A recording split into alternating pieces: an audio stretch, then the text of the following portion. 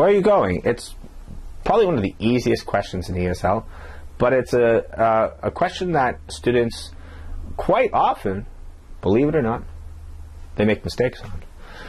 I'm going to explain, I'm going to give you some examples, and then I'm going to expand on the grammar and bring you to, I hope, a greater understanding. First up, let's say, where are you going? I'm going to church. I love going to church. What that means is you don't say love the physical, going to actual physical church. What you enjoy are the activities that surround going to church. Activities like singing, praying, meeting people, confession. These are all activities that you associate with church, and you love those activities. Church belongs to a group of nouns that are object activity nouns, right? So the activity is what you focus on, not the object. You know, words like, say, school. You know, I love going to school. You know, I like studying and reading books and talking to my teacher and seeing my friends. When you say you love going to school, you're talking about the activity and not the object, the physical, actual school. If you were to say, I love going to churches, then you're talking about the object and not the activity. Many people go to Europe and they visit churches and they take pictures of churches because they look at the churches as physical objects, as beautiful things. Right? So a lot of object activity nouns do not use the. School, jail, prison, hell, home, many more.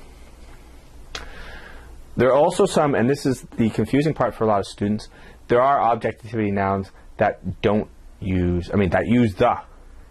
So, for example, if you say, I love going to the library. Library is an object activity noun. So when you say you love going to the library, it's not a specific place. It's an activity. So you like studying, you like finding information, you like working on projects, you like just having a quiet place to think. That's what you mean when you say I love going to the library. Not the library as a physical location. If you say I love going to libraries, then you're talking about, you're like, oh, well, I love going to libraries, you know, and you just look around at libraries. I just love them as physical objects. Which, I don't know, be pretty weird, but hey, whatever floats your boat, right?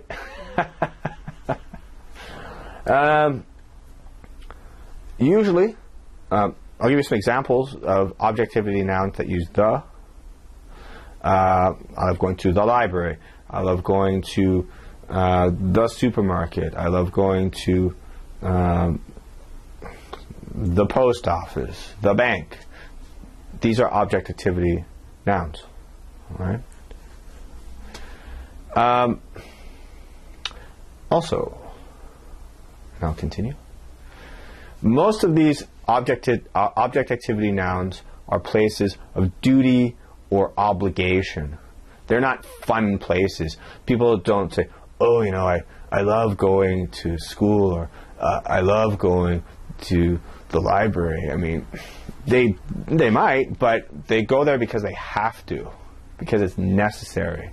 You know,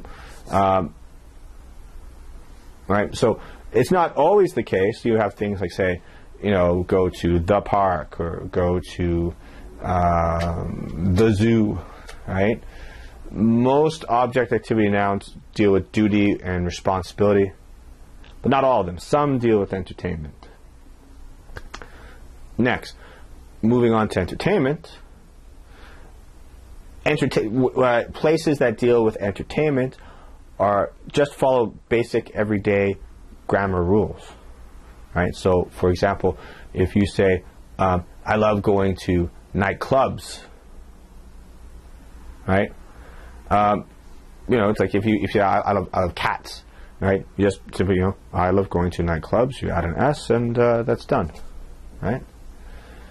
So when you say you love going to nightclubs, you like dancing, you like looking at or talking to girls, right? Or drinking, or you like just listening to music, right? Most places of entertainment are object activity. Most places that deal with entertainment just follow everyday rules. Nightclubs, bars, restaurants, coffee shops, magic shows, you name it. Most of them do. Now, some don't. For example, protests, demonstrations, funerals are not object activity nouns, and they're not fun, but they follow basic everyday rules. But if you look at words that are, say, object activity nouns and words that deal with entertainment, generally they are separated. All right. So, to learn more about this, I've made some exercise sheets, or they're exercise sheets from my book. Right? You see my book? Right? So it's my book, so I can put it on the net if I want. So, and you can find that these exercises on my blog, greenscreenenglish.blogspot.com. Right? And pretty much any video I make in the future will have a corresponding written exercise and grammar explanation that goes along with it. So, right? Because I'm that kind of guy, So that's it. That's it for my explanation. I'll be making more videos in the future. One a week. That's I'm trying to hold true to that.